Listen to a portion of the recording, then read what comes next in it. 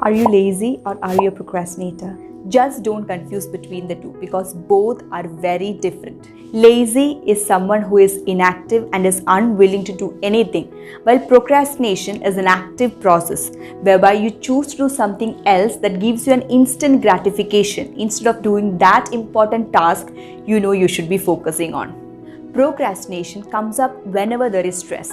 So, stress is the triggering factor. Obviously, we cannot get rid of the stress completely, but we can learn to work around it.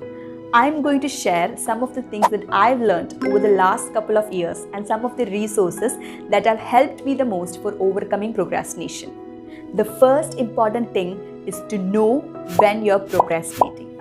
I started realizing I was doing this when I kept working a lot on the low priority tasks rather than the important tasks that I was supposed to be focusing on. And I kept waiting around, to be in the right mood to get started on that particular task.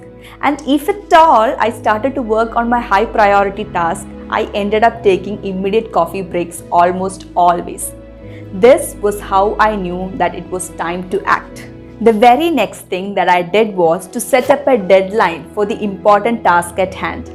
Because I realized that having deadline gets me going into a semi-panic mode and gave me the adrenaline rush that I needed to get my things done faster. Number 3, I made sure that I started by setting the bars low. Say, if I had been in the habit of procrastinating for a month or 2 now, and I'm telling myself, okay Sharon, today you're going to sit down and study for 8 solid hours. Do you think I would be able to do it? No, of course not. Because I was in the habit of procrastinating for a very long time, I would be prone to get distracted easily. Instead of that, I tell myself that I'm going to focus on this particular task for 3 hours in total today. And for me, the chronic procrastinator, that task appears less daunting. It becomes much easier not only to get started, but also to stay focused for the entire duration of the work period. Number 4, trick your brains. Eventually, as I started working on my most important task that I was putting off for so long, I realized that I had been delusional the whole time, thinking that doing the work was hard, but in reality, it was starting the work that was actually hard. The real problem was just in that initial push. That's when I started tricking my brain, so that I was able to cross the initial resistance that was holding me back.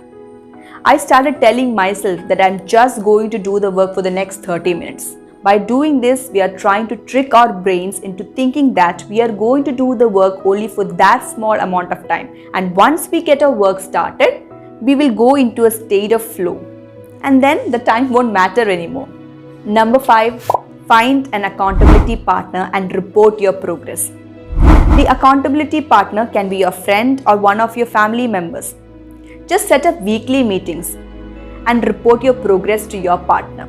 You can also set up video calls on Zoom where you do your thing and your partner does his thing.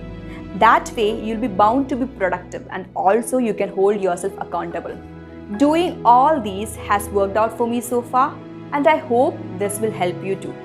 Here are some of the resources that has helped me overcome my procrastination.